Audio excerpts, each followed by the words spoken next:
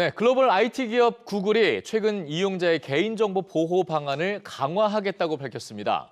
인터넷상의 활동 내역이나 이용자 정보를 함부로 수집하지 못하게 바꾸겠다는 건데요. 자세한 내용을 글로벌 뉴스 브리핑에서 알아보겠습니다. 자, 금창호 기자, 안녕하세요. 안녕하세요. 네. 자, 그동안의 어떤 사용 내역을 좀 보면 애플이 개인정보 보호를 좀 강하게 했던 반면에 그 안드로이드, 그러니까 구글은 상대적으로 좀 약했다 이런 느낌이 있었거든요. 근데 이런 정책들이 좀 기반이 바뀌나 봅니다. 네, 그렇습니다. 사실 애플은 말씀하신 것처럼 이미 지난해 4월에 이 개인정보 보호 조치 강화 계획을 이미 공개한 바가 있습니다. 예. 내용을 조금 살펴보면 메일 애플리케이션에 이메일을 열어본 시간이나 접속 IP 주소를 수집하게 못하게 하는 기능 같은 것들을 추가한 건데요. 예. 이 구글도 애플처럼 사생활 보호 강화 계획을 내놨습니다. 이 안드로이드 스마트폰에서 이용자 정보 수집과 또 활동 내역 추적을 제한하는 겁니다. 구체적으로 스마트폰 애플리케이션의 식별자 정보를 바꾸는데요.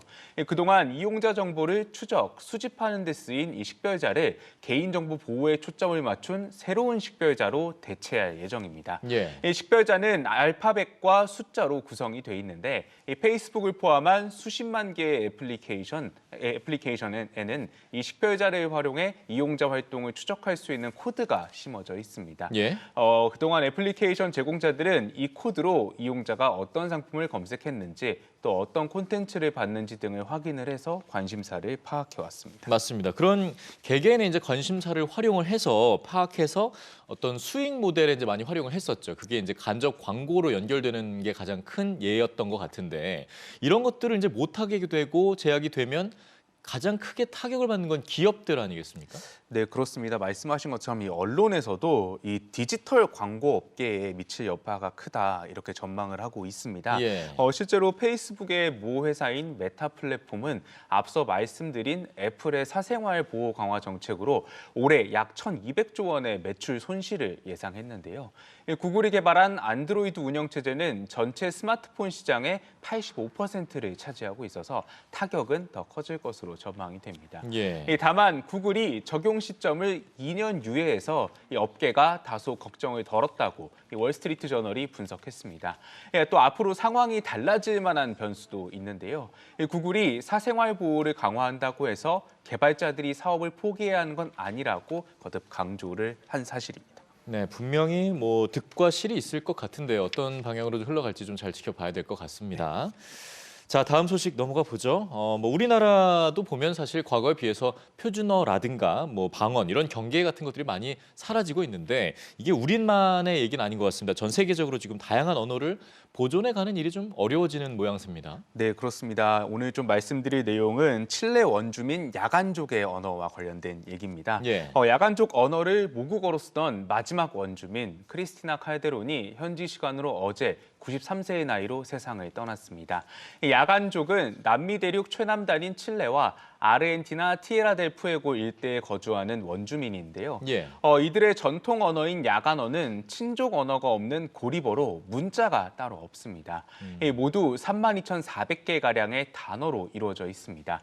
최후의 야간어 사용자 칼데로는 지난 2017년 난 마지막 야간어 화자라며 다른 이들은 알아듣긴 하지만 말은 못하거나 아니면 나처럼 잘 알지는 못하고 있다고 말을 했습니다. 네. 고인은 야간족 언어와 문화를 후손에 알리는 일을 계속 해왔는데요. 전통 공예품을 만들거나 아니면은 손녀와 함께 야간어 사진을 CD로 제작하기도 했습니다. 이런 노력을 높이 평가해서 칠레 정부는 지난 2009년 이 크리스티나 칼데론을 인간 문화재로 인정을 했습니다. 네, 많은 노력들이 이어졌다고 볼 수 있는데 근데 이런 노력에도 불구하고 야간어의 사용자가 이렇게 줄어든 배경이나 이유가 있습니까? 네, 사실 이 야간족의 인구를 좀 살펴보면 지난 2017년 기준으로 1,600명가량이 남아 있거든요. 네. 그런데도 이 야간어 화자가 없어진 건 차별에 대한 두려움 때문이었습니다. 이 크리스티나 칼데론의 후손을 비롯한 야간족 젊은이들은 이 원주민이라는 이유로 차별을 받을까 봐 이 언어를 배우는 걸 꺼렸던 겁니다. 이 대신 이들은 공용어인 스페인어를 모국어로 삼았습니다. 마지막 야간어 화자인 크리스티나 칼데론조차 9명의 자녀와 14명의 손자녀에게 이 조상들의 언어를 가르치지 않았습니다. 네, 언어는 곧 정신일 텐데요. 이런 것들이 많이 좀 없어지지 않는 상황이 좀 생기면 좋겠습니다. 자, 마지막 영화계 소식입니다. 우리나라 영화 다시 한번 국제 무대에서 큰 성과를 올렸네요. 네, 그렇습니다. 이 홍상수 영화 감독이 현지 시간으로 어제 열린 제72회 베를린 국제영화제에서 이 27번째 장편 소설가의 영화로 은곰상을 받았습니다. 은곰상은 심사위원 대상으로 최우수 작품상인 황금곰상에 이어 두 번째 상에 해당합니다. 네. 홍 감독은 지난 2020년 도망친 여자로 감독상을 받았고 또 지난해 인트로덕션으로 각본상을 받아서 올해로 3년 연속 수상을 하게 됐습니다. 네. 이 은곰상만으로는 네 번째입니다. 이 수상 후 무대에 오른 홍 감독은 정말 기대하지 않았다, 너무 놀랐다 이렇게 얘기하면서 무슨 이야기를 해야 할지 모르겠다고 소감을 밝혔습니다. 네, 정말 놀라운 아주 소식인데요.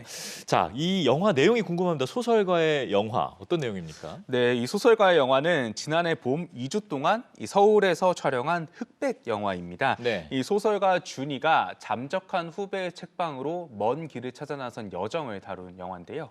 이 과정에서 준이는 혼자 타워를 오르는가 하면 또 영화 감독 부부를 만나고 또 공원을 산책하다 여배우 길수를 만나서 함께 영화를 만들고 싶다고 설득하기도 합니다. 이 해외 매체에서는 이 영화에 대한 긍정적인 평가가 이어졌는데요. 예. 이 영국 영화 전문 매체 스크린 데일리는 홍 감독의 이번 영화를 장난스러운 풍자극이라고 평가했습니다. 이어 항상 똑같고 항상 다르단 말이 홍 감독 영화에 적용된다면서 작지만 놀라운 형식적인 반전과 이 많은 장난기가 팬들을 행복하게 할 것이라고 설명했습니다. 미국 연예 매체 버라이어티 역시 다작하는 감독의 대표작으로 꼽히진 않겠지만 장난기 많은 즐거움을 제공한다고 평가했습니다. 네, 어찌됐든 한국의 문화가 정말 다양한 방법으로 점점 더 많은 인정을 받아간다는 생각을 지울 수 없는데 정말 감개무량합니다. 자, 금창호 기자 오늘 말씀 잘 들었습니다.